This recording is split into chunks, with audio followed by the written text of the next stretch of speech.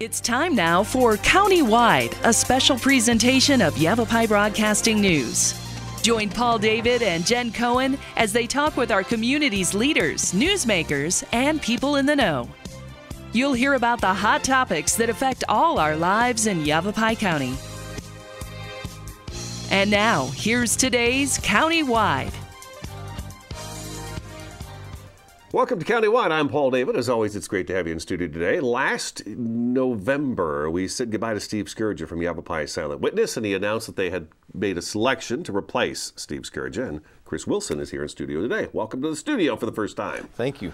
And I did a little story with you, I want to say probably late November, early December, when you first started Yes. Yavapai Silent Witness, and you were very new to the whole position and stuff. And but we got some background on that, but we're going to go ahead and recap the background so people can get to know who Chris Wilson is. Because if there's one program in Yavapai County that gets used a lot, is Yavapai Silent Witness. The website, everybody, is yavapaisw.com. The phone number, you hear us say it all the time, 1-800-932-3232.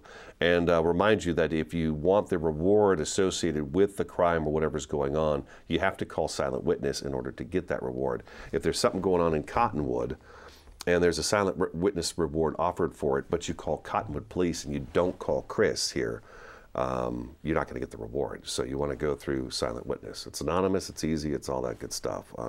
But I've watched this program grow throughout the years since, I want to say, early 90s is when I can recall going back and working with Scourgia. So how are you liking the job so far, Mr. Chris Wilson? So far, I'm in heaven. Yeah? I'm really enjoying it. It's plenty to do. Definitely plenty to do. Plenty to learn. Steve Scourgia left some pretty big footprints that I need to try to fill, both literally and figuratively. Right, right. And but I'm really loving it. It's an exciting position, and it's kind of following up from what I used to do, allowing me to stay involved and serve the people of Yavapai County. Law enforcement. Yes. Law enforcement, getting the bad Yes. guys off the street, Yes, sir. bad ladies off the street, all that good stuff. Yes, sir. So let's go back in time. What Yeah. was it like for you in 4th grade? No, I'm kidding. No, how did you get into law enforcement? I was trouble in 4th grade, so we don't want to talk so about would I. I mean, 4th grade. Oh my God, that's so long ago. Boy, how did my 4th grade teacher talk to you? Oh no! Yeah. Oh, yeah. Here comes the dirt. I've been prying into Chris Wilson's past. But yeah, let's go back. So how did you get into law enforcement? When did that happen for you? Back in 1994 is Okay. when I graduated Arizona Law Enforcement Training Academy in Tucson. And actually, when I went through, I was with Game and Fish. I was going to be a game warden. Okay. I stayed with them for really just barely a year. So you're an outdoorsy guy for sure. Definitely. Okay. I love the outdoors. I Okay. grew up hunting and fishing, hiking, camping, all of those things. So I love that stuff. But Game and Fish wasn't going to be a good fit for you after a year or so, huh? No, it didn't work out. So I chose. It was kind of a weird thing, but I took a caveat too. It worked out. My dad had a dental practice that flooded out in Northern California, so I helped him with that while looking for other jobs. Okay. Yeah, Right. and Scottsdale PD offered me a job. So I came on back to Arizona, which I love Arizona, so it worked out. And in hindsight, it was a great decision. Worked for Scottsdale PD for 12 years. Was Doug Bartosh your chief at the time? He was for part of the time. For part of the he time? Was. Okay, Yes, so sir. you know Doug Bartosh. Okay. Yeah, I loved working for Doug Bartosh. Yeah. He was a really good chief. I enjoyed it. But I'm a country boy, and I'm raising kids in the big city. I mean, Phoenix was where I lived, and it was the biggest city I'd ever lived in. Not many open spaces down there. No, it was a little rough for me, and I wanted to raise my children. And let me back up. I loved working for Scottsdale. It was fun because it was busy, and it was a good agency. Probably still is. I don't know because I don't go there. I don't work there anymore. But so I moved my family, and at the time I was a supervisor. So I moved my family up here because DPS said they'd give me a job. And so you switched from Scottsdale PD to DPS. Was there anything that you had to do in order to go from a Scottsdale police officer to a DPS trooper? Well, because I was a supervisor at Scottsdale, I had to take a pay cut. Okay. Oh, really? Okay. Oh, yes. Okay. Yes. Okay. But it was a total lifestyle change. Well, here's this door opening. Yeah, and ever since I came in 1994, I went to the academy with a bunch of Yavapai County Sheriff's deputy or future deputies, and telling me all about Prescott and Cottonwood and the Verde Valley and all these things. And so early on, as soon as I got out of the academy, I was vacationing up here. I was coming up here for the day, and just fell in love with it. And that, I was trying to come up here probably 5 or 6 years after I started working at Scottsdale PD, but it just didn't work out. Sure. Or I was just busy with the job. Life that kind of gets thing. in the way sometimes. Exactly. Sure. So when that window came open, I jumped, and DPS took really good care of me. I worked for them for 11 years, no, 12 more years, and did all kinds of good stuff in the law enforcement community. Got to make really good contacts and friends up here. So you worked for DPS up in the Prescott region. So you've moved to Prescott then? I did. Okay, so you're living in Prescott now, living the dream. You're loving it. Yeah, loving life. Working for DPS. What were you doing for DPS? Were you a patrol trooper? Were you 1740? I was a trooper. Was my primary job pretty much the whole time, but they allow you to do all kinds of side things. So I was a SWAT negotiator. I was at Scottsdale. I was a operator, but as you get older, your body gets beat up, and it's better to sit and talk than kick doors. And I do that a lot. I'm pretty soft. See, it just happens to all of us. But they let me do all kinds. I was a terrorism liaison officer. Wow. All kinds of. There a lot of opportunities. They were good to me. That's good. That's good to be well-rounded in all of it. Sure. And it's harder to do in a smaller community, even with DPS, because there's limited. But DPS was really good about allowing me to do different things. But yeah, mostly I served the Prescott area, which would include all the way down to almost Yarnell, up almost to Ash Fork, top of Mingus Mountain, down to Dewey, all that area. Huge. It's a big area. Yeah. If you consider how many DPS troopers you have working it, yeah, it's a big area. Yeah, you got law enforcement in Arizona, just about any agency in Arizona. I mean, it's just a massive state to try to cover. Oh, yeah. And the counties are massive as well. So, yeah. That's why those contacts are so huge, that we get to know our PD officers, we get to know our county officers, get to know our tribal officers, so that we take care of each other, because it's not always so safe out there. There was a day when that wasn't quite as easy to do, but today it's definitely, you could definitely see that, that joint relationship between everybody. It has to happen. Oh, yeah. It's not just a nice thing. Yeah. So you're a trooper for 12 years with DPS, all right, and then 11 years with Scottsdale? 11, 12 some years? Change. Okay. And then you retired. And I retired. So what did you do after retirement? I actually got a job, then I retired. Oh, okay. I see. Yes, okay, so we're present day then with you right now. Pretty much. I retired in November and came to work at the beginning of December. So that's nice. It was. So how was your retirement? Just a few days. There was a few days, and I went, did some things. Take a vacation or anything? Yeah, a very short one. Very short one. Yeah. Okay. All right. Then it focused around the holidays, which was kind of nice since I had family in town, so that worked out good. But I didn't do a whole lot in my vacation. And now we're on to Yavapai Silent Witness. We've got to take our first break already. Okay. Okay. Chris Wilson's in studio today. He's the new Yavapai Silent Witness Director. Website is yavapaiSW.com. Find out information about the Yavapai County Sheriffs in general on their Facebook page. Phone number is 1-800-932-3232. Stick around, countywide, back in just a couple minutes.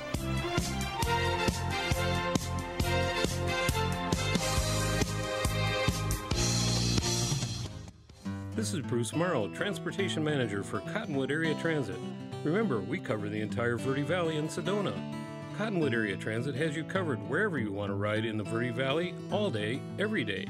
Take Cottonwood Area Transit through Clarkdale, Verde Village, and from 26 locations in Cottonwood. With Verde Links, it's a quick and easy trip to Sedona every day. Don't forget our connectors to Camp Verde. Visit cottonwoodaz.gov for Cottonwood Area Transit and take a seat. Let's go ride. How I define making? In the broadest possible terms, it is making something extant in the world that didn't exist. Everybody who's ever made anything is bringing something into fruition for a reason. And that act in and of itself makes us stewards of our culture. It's something that we're talking about. It's a response. Actually, it's telling a story. That's really what it is. And I include everything that could be made: painting, sculpture, welding, all of that. Yellow is positive. When a kid gets their hands on the world and learns that they can make their fantasy play, that they can make their reality, that's power. And as far as I'm concerned, everyone should feel that kind of power. There we go. If If there's something that interests you to bring into the world, that's fantastic. Go figure out how to do it. Go tell your own story. There it is. And so I want to know why you make. Let's go. Share your own Why I Make story today. Visit whyimake.org. 150 over 90.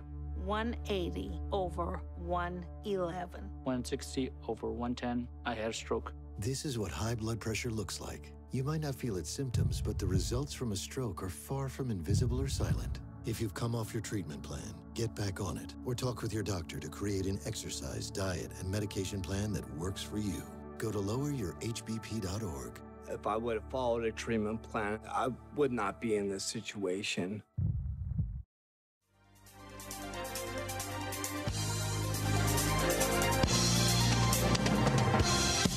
Welcome back to Countywide. We're introducing you today to Chris Wilson, the new director for Yavapai Silent Witness. Again, the website is yavapaisw.com. It's part of the Yavapai County Sheriff's Office, which more information, of course, there can be found on Facebook. And their number, if you don't know it, is 1-800-932-3232. So we went through your career. You're done with DPS. Yes. You retired, you spent a little bit of time for yourself on the holidays, you're jumping in as Yavapai Silent Witness Director, because they had a good pool of people that came in to try to, Yeah, I'm very fortunate, because it was, I think it was close to 100 people. Yeah, I think Steve, when he was here for the last show we did with him when he was retiring, he talked about it was like 75 to 100 applications. Yeah. So, yeah, you must have been the top of the cream there, huh? Or at least I tell a good story. Yeah, right? Yeah, you're easy to get along with or something like that. So, okay, so you didn't get a whole lot of time with Steve, though. Steve was on his way out. I mean, he was literally on his way out. So how much time did you actually have to sit down with Scourge and find out about stuff? If you talk about it on the clock, none. But I spent a lot of personal time with Steve whenever we could. And he made himself available, which was really good. Opened up his files to me, showed me how to do all these things. But it's still a pretty good learning curve, just because I'm a learn by doing kind of guy. Everybody has their own way they assimilate things, and learn by doing is mine. I'm like that too. You can watch something as many times as you want, but until you actually put your hands on it and do it yourself, then you get it. Right. Okay. So that's what I've been doing for the last month and a half, is learning by doing. Okay. And and you can ask the Secretary in Investigations, who's been helping me a ton, Tammy. Well, just yesterday I messed up the website really good. Oh, good. Okay. Yes. Well, that's and she saved my butt. Okay. All right. So that's what's been going on. That kind of stuff. But I'm enjoying it. It's fun. It takes advantage of some of what I consider my strengths, which is talking to people and working with people. Have you gotten around the county? Because Steve would talk about that the reason Silent Witness used to be at the Prescott Police Department. Yes. And then Sheriff Wall, when he was sheriff of the county, he said, well, that's really a county program, so we should bring Silent Witness back to the sheriff's office, because the sheriff's office, of course, serves all the unincorporated areas of the county.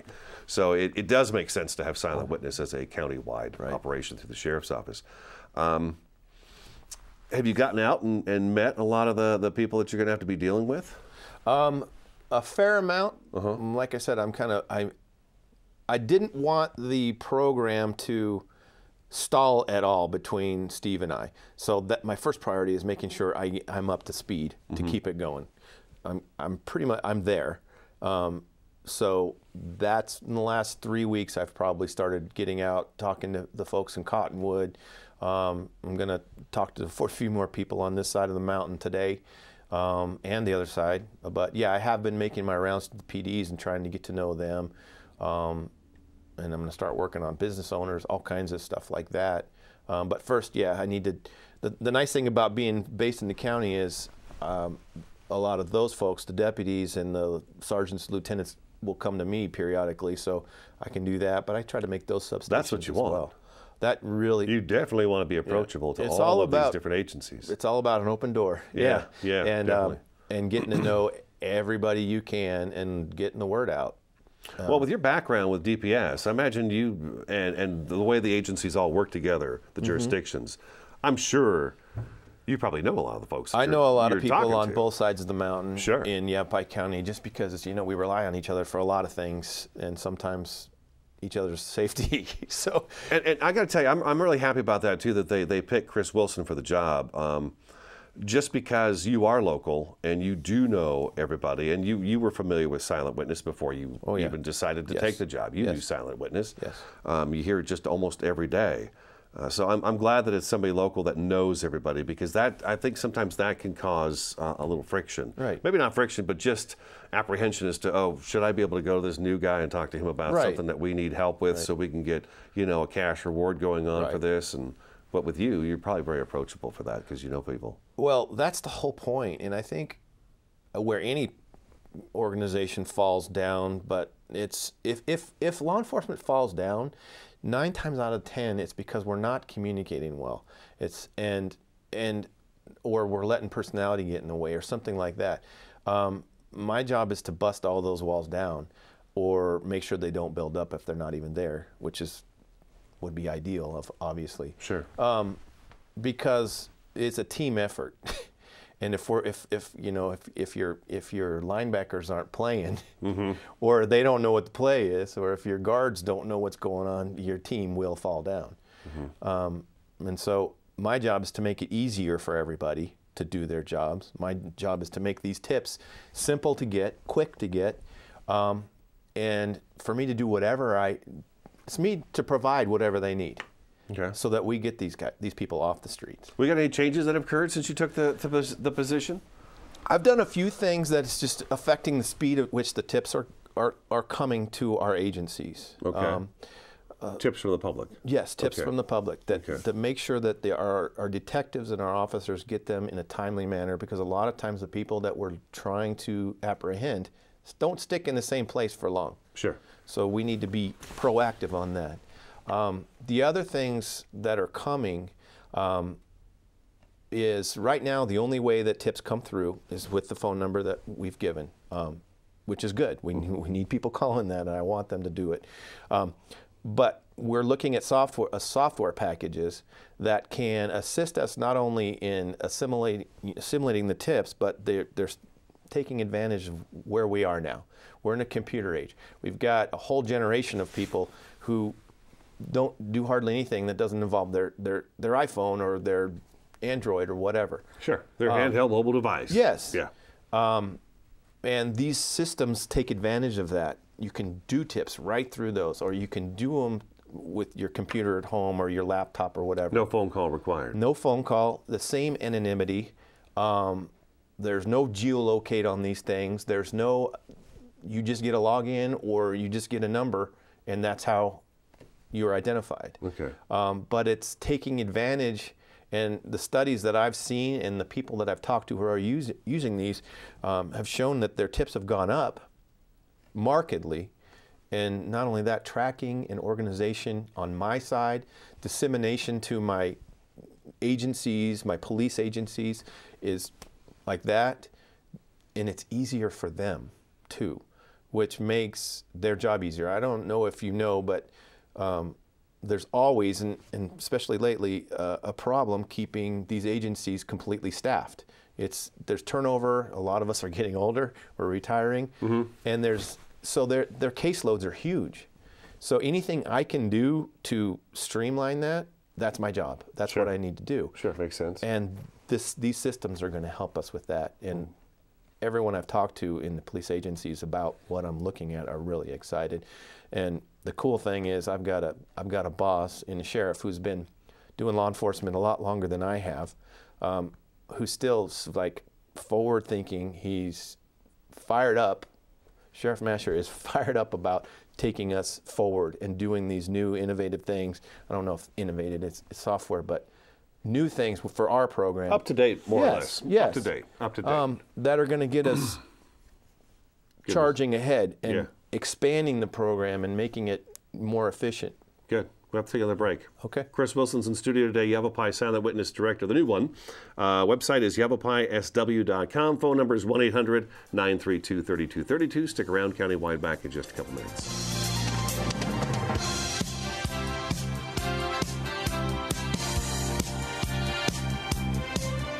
It appears these hot ashes are about to be dumped, which could possibly start a wildfire. How will Smokey deal with such a hot situation? The garden hose defense. Next, a thorough stir. Then another spray. and finally feeling if the ashes are cool. Oh, yeah. Ah yes, the selfie, a ritual practiced so frequently with this tribe, but not so much by Smokey Bear. Only you can prevent wildfires.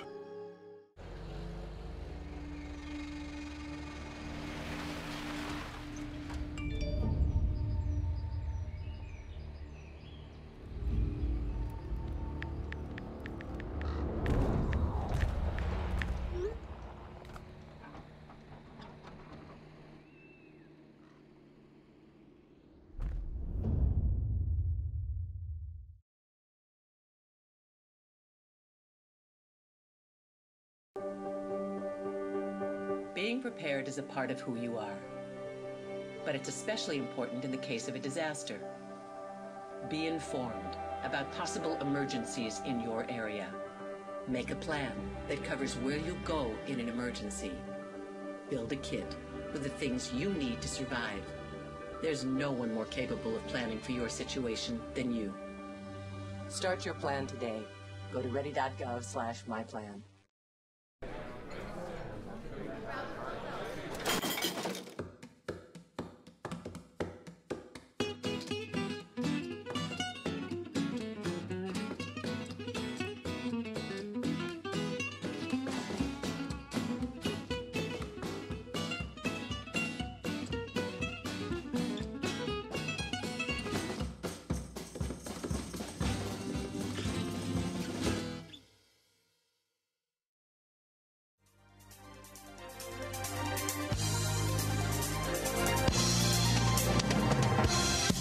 Welcome back to Countywide. We've got just a few minutes left in the program with new Yavapai Silent Witness Director Chris Wilson. You guys have sent out a press release through Dwight D'Evelyn. Is that how they're going to be coming from now on?